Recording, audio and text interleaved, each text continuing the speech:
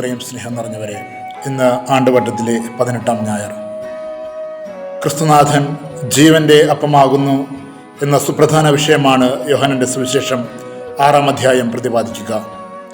ക്രിസ്തുവിനെ തേടി കഫർനാമിലെത്തിയ ജനക്കൂട്ടത്തോടാണ് ക്രിസ്തുനാഥൻ ജീവന്റെ അപ്പത്തെക്കുറിച്ച് സംസാരിച്ചത്. അങ്ങനെയെങ്കിൽ ദിവ്യകാരുണ്യമാണ് ഇന്നത്തെ സുവിശേഷത്തിൻ്റെ കേന്ദ്രബിന്ദു. ദിവ്യകാരുണ്യത്തിൻ്റെ മഹനീയത ജനക്കൂട്ടത്തിന് വെളിപ്പെടുത്താൻ ക്രിസ്തുനാഥൻ ആഗ്രഹിക്കുമ്പോൾ ജനക്കൂട്ടം ക്രിസ്തുനാഥനെ അന്വേഷിക്കുന്നത് വീണ്ടും നശ്വരമായ അപ്പം ഭക്ഷിച്ച് തൃപ്തരാകുവാൻ വേണ്ടിയാണ്. യഹൂദ ജനതയുടെ ഹൃദയകാഠിന്യത്തെയാണ് ഈ സന്ദർഭം ചൂണ്ടിക്കാണിക്കുക. എന്നാൽ ക്രിസ്തുനാഥൻ അവരെ പഠിപ്പിക്കുന്നത് പ്രകാരമാണ്.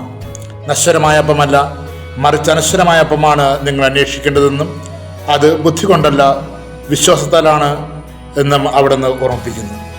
പ്രിയപ്പെട്ടവരെ, ക്രിസ്തുനാഥൻ്റെ അരുളപ്പാടുകളും അത്ഭുതങ്ങളുമെല്ലാം നമ്മുടെ മുൻപിൽ ലക്ഷ്യം വയ്ക്കുന്നത് ഒരേ ഒരു കാര്യം മാത്രമാണ്.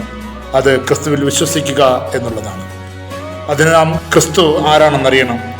ക്രിസ്തുവിനെ തിരിച്ചറിഞ്ഞവരുടെ ജീവിതമാണ് സുവിശേഷങ്ങളിലുടനീളം നമുക്ക് കാണുവാൻ സാധിക്കുന്നത്.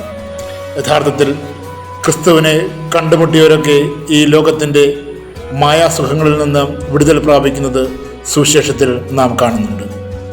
അങ്ങനെയെങ്കിൽ പ്രിയ സഹോദരങ്ങളെ, ഒരു കാര്യം വളരെ വ്യക്തമാണ്. ക്രിസ്തുവെന്ന വിശുദ്ധ കുർബാന എന്ന യാഥാർത്ഥ്യത്തിലേക്ക് നാം കടന്നു വരുമ്പോൾ നമുക്ക് വിശക്കുകയുമില്ല, ദാഹിക്കുകയുമില്ല. എന്ന് വച്ചാൽ ഈ ലോകത്തിൻ്റെ ആഗ്രഹങ്ങളോടുള്ള നമ്മുടെ സമീപനങ്ങൾ മാറി തുടങ്ങും. ആയതിനു വേണ്ടി വചനത്തിലധിഷ്ഠിതമായി, അതുപോലെ തന്നെ വിശുദ്ധ കുർബാനയിൽ പൂർണ്ണമായ പങ്കാളിത്തത്തോടെ ജീവിതം നയിച്ച് ക്രിസ്തുവിനെ സാക്ഷികളാകുവാനും നശ്വരമായ അപ്പത്തെ പാടെ ഉപേക്ഷിച്ച് അനശ്വരമായ അപ്പത്തിനു വേണ്ടി ജീവിക്കുവാൻ നമുക്ക് പ്രയത്നിക്കാം. സ്വർഗത്തിലെ ദൈവം നമ്മെ അനുഗ്രഹിക്കട്ടെ. ഒരിക്കൽ കൂടി വചനം ഓർമ്മിപ്പിക്കുന്നു: എൻ്റെ അടുത്ത് വരുന്നവന് വിശക്കില്ല, എന്നിൽ വിശ്വസിക്കുന്നവന് ദാഹിക്കുകയുമില്ല. ആമേൻ.